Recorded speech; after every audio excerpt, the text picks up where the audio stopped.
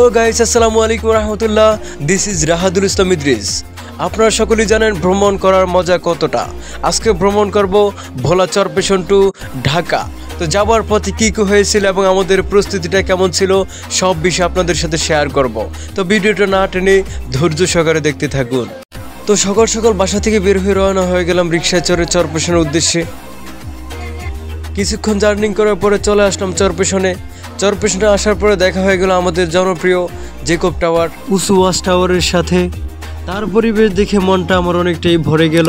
মনে টানছিল টাওয়ারটার সাথে কিছুক্ষণ কয়েকটা ফটো ভিডিও করি, কিন্তু সময়ের স্বল্পতার কারণে কিছুই করতে পারি না। অবশেষে রওনা হয়ে গেলাম সিএনজিতে করে ভোলা ইলিশার দিকে। ভাগিনা হঠাৎ জিজ্ঞাসা করে বসলো, মামা এত বড় বড় গাড়ি কোথা থেকে আসে? আমি তাকে বললাম, মামা এগুলা মহাকাশ থেকে আসে। মামা ভাগিনের ফাজলামির ভিতরে কেটে গেল দীর্ঘ সময়। অবশেষে অনেক পথ জার্নিং করার পরে চলে আসলাম ভোলা ইলিশা লঞ্চ ঘাটে। ঘাটের সৌন্দর্য দেখে মন ভরে গেল। আশেপাশের পরিবেশ আরো অনেক সুন্দর ছিল। অনেকক্ষণ ঘোরাঘুরি করলাম, কিন্তু আফসোসের বিষয়ে গাড়ি লঞ্চ ছিল না। এই জন্য লঞ্চের জন্য দীর্ঘ 2 থেকে আড়াই ঘন্টা ওয়েট করলাম। অবশেষে দোয়েল ফাঁকি 10 লঞ্চটি ঘাট করলো। লঞ্চ ঘাটে আসার পরে মানুষ যে খুশিটা আছে দেখুন। যাত্রী নামার পরে লঞ্চে উঠে গেলাম, এখন শুধু ছাড়ার অপেক্ষায়। অবশেষে দোয়েল ফাঁকি উড়াল দিল ঢাকার পথে।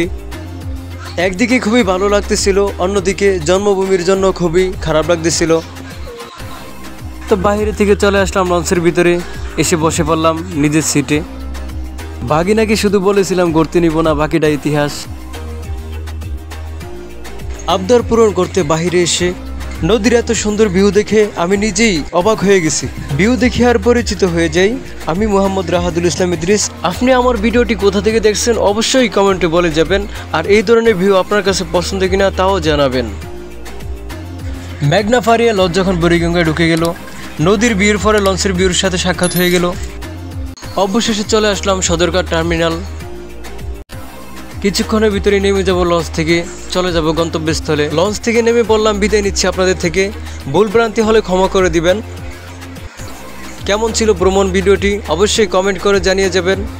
ভালো লাগলে ভিডিওটি শেয়ার করে দিবেন। দেখা হবে অন্য কোনো নতুন ভিডিওতে। এতক্ষণ ভালো থাকুন, সুস্থ থাকুন। 5 ওয়াক্ত নামাজ পড়ার দাওয়াত দিয়ে গেলাম।